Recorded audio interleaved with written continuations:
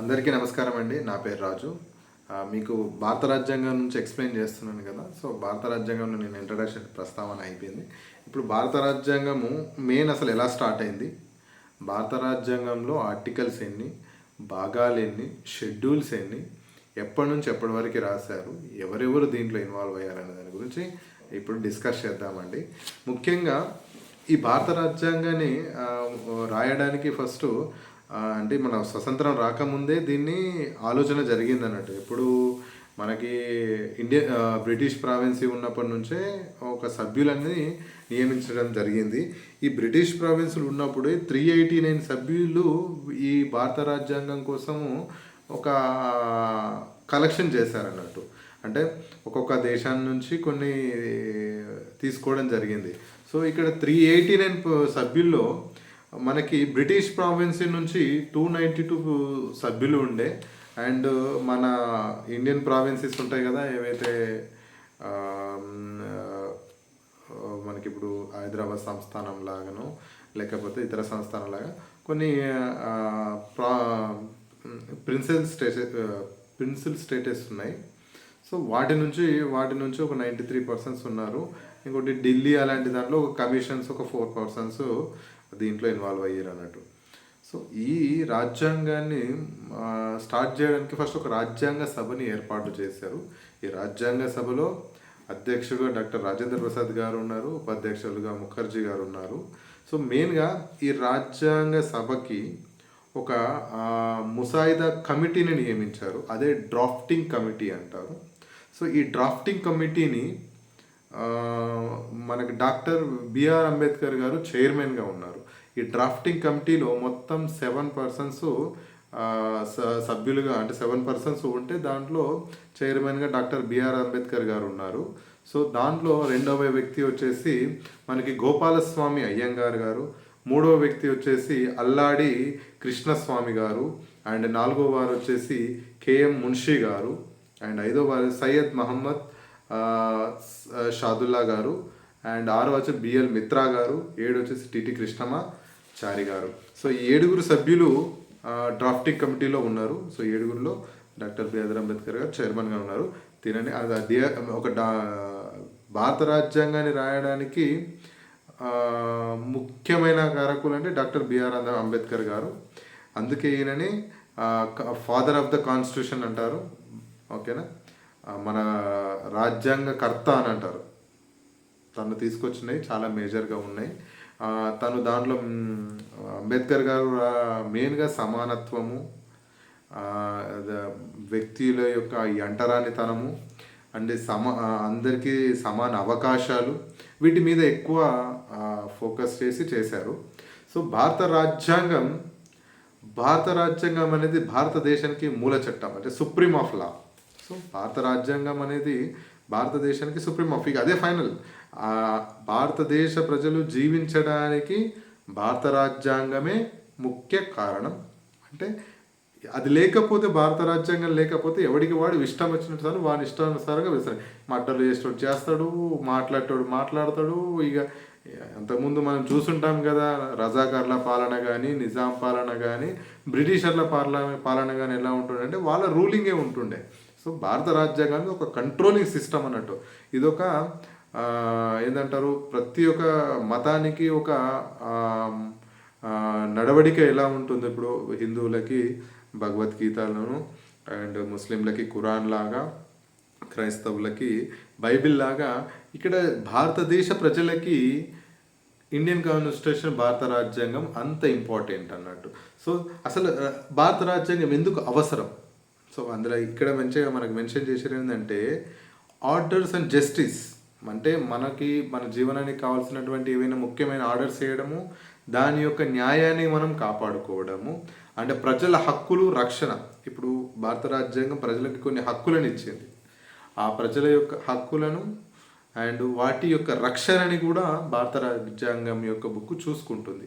So దీనికి ప్రభుత్వ వ్యవస్థ నిర్ణయించడానికి, సో డిఫెన్ ఆఫ్ గవర్నమెంట్, ఇప్పుడు గవర్నమెంట్ని యొక్క పనితీరుని, గవర్నమెంట్ ఎలా ఉండాలి, గవర్నమెంట్ ఎలా ఎన్నుకోబడాలి, గవర్నమెంట్లో ప్రజలు ఆ యొక్క గవర్నమెంట్ని ఎలా తీసుకుంటారు, ఒకవేళ వాళ్ళకి నచ్చకపోతే వాళ్ళు ఏం చేయగలుగుతారు అనేది కూడా మనకు రాజ్యాంగం కూడా ఆర్టికల్ రూపంలో పెట్టారు.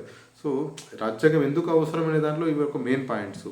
ఇంకోటి ప్రజాస్వామ్యాన్ని స్థాపించడానికి అంటే ప్రజలే ప్రజలే ఆ, ప్రజలే ఈ ప్రజాస్వామ్యానికి ముఖ్య కారకులు. ప్రజలే ఈ భారత రాజ్యాంగానికి ప్రజాస్వామ్యం అంటే ఇక ప్రజల యొక్క పాలన ఇది అంతే. సో ఇంకోటి ఏంటంటే దేశాన్ని యూనిటీగా ఉంచడం అంటే భారత ప్రజలని ఒకే గొడుగు కింద ఉంచినట్టు ఇలా ప్రజలందరూ వాళ్ళ హక్కులకు వాళ్ళు ఉండేటట్టు ఈ బుక్ని మనకి సమర్పించారు. సో భారత రాజ్యాంగాన్ని రాయడం ఎప్పుడు స్టార్ట్ చేసి, ఇప్పుడు కమిటీ ఏర్పడింది, సభ్యులు ఉన్నారు, దానికి అధ్యక్షులు ఉన్నారు, మన ముసాయిదా కమిటీ ఏర్పడింది. దీన్ని అంటే కొన్ని దేశాల నుంచి రెఫరెన్స్గా తీసుకున్నారు. అంటే కొన్ని ఇప్పుడు రక్షణకు సంబంధించింది ఏదైతే బెటర్గా ఉంటే ప్రపంచంలో దాన్ని తీసుకున్నారు అన్నట్టు. సో ఇది నేను ముందు మీకు ఎక్స్ప్లెయిన్ చేస్తాను ఏది ఎక్కడి నుంచి తీసుకున్నారు అనేది. ఇది ఒక ఇంట్రడక్షన్ మాత్రమే. ఇది 1946 డిసెంబర్ 9th రోజు రాయడం మొదలుపెట్టారు. సో 1946 నుంచి 1949 నవంబర్ 26 వరకు ఇది కంప్లీట్ అయిపోయింది. దీన్ని చేత్తో రాశారు. ఇది లిఖితపూర్వకమైన అతిపెద్ద రాజ్యాంగం ఇది ప్రపంచంలోనే. ఓకేనా. దీన్ని 2 సంవత్సరాల 11 నెలల 18 రోజులు రాశారు. 2 సంవత్సరాల 11 నెలల 18 రోజులు ఈ రాజ్యాంగాన్ని రాయడానికి పట్టిన కాలం అన్నట్టు. సో అంటే 1946 డిసెంబర్ 9 నుంచి 1949 నవంబర్ 26 వరకు ఇది కంప్లీట్ అయిపోయి దీన్ని చట్టరూపం దాల్చారు. సో చట్టంగా చేసుకొని 1950 జనవరి 26 నుంచి ఇది అమలులోకి వచ్చింది. అంటే మనకి 1950 జనవరి 26 అమలులోకి వచ్చిన తేదీని మనము రిపబ్లిక్ డేగా, గణతంత్ర దినోత్సవంగా జరుపుకుంటున్నాము. సో ఇది మనం గణతంత్ర దినోత్సవాన్ని జరుపుకోవడానికి గల కారణం.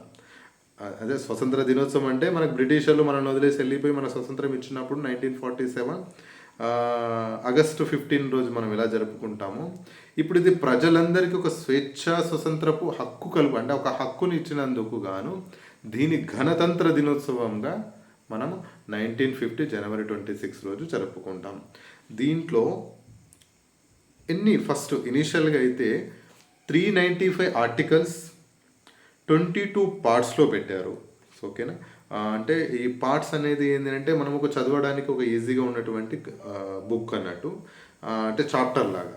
సో 22 పార్ట్స్లో 395 ఆర్టికల్స్ పెట్టారు. 8 షెడ్యూల్ చేశారు. షెడ్యూల్స్ ఇస్ నథింగ్ బట్ ఏంటంటే షెడ్యూల్స్ ఒక వ్యవస్థ, అంటే ఒక ఇప్పుడు గవర్నమెంట్ జీతాలు ఏ షెడ్యూల్లో ఇవ్వాలి, ఒక ఐడెంటిటీ కోసం ఆ షెడ్యూల్స్ని పెట్టారు. సో ఒకప్పుడు 8 షెడ్యూల్స్ ఉండే, తర్వాత దాన్ని మనకి 12 షెడ్యూల్స్గా చేశారు. ఇప్పుడు ప్రజెంట్గా మనకి 395 ఆర్టికల్స్ అఫీషియల్గా ఉన్న 395 ఆర్టికల్ సబ్ ఆర్టికల్ చేశారు. ఎందుకంటే అమెండ్మెంట్ చేశారు, అంటే సవరణలు చేసుకుంటూ ఇప్పుడు అవసరాన్ని బట్టి మారుస్తూ వస్తారు కాబట్టి సవరణలు చేసుకుంటూ దాంట్లో కొన్ని కొత్త పాయింట్లని యాడ్ చేయడం వల్ల ఆర్టికల్స్ అనేవి పెరిగినాయి.